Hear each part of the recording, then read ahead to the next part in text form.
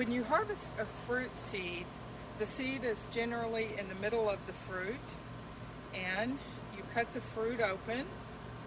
I'm standing here under this apricot tree, by the way, and you cut the fruit open, and you,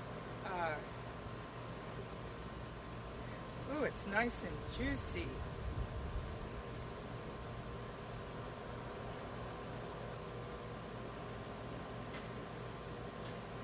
So right there is the seed.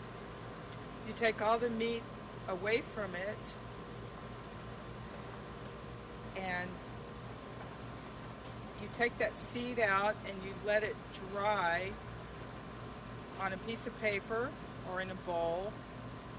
And when it's totally dry, you can plant it. It's that easy. It's that easy. Here's an apricot seed that came from this tree, cut open and dried.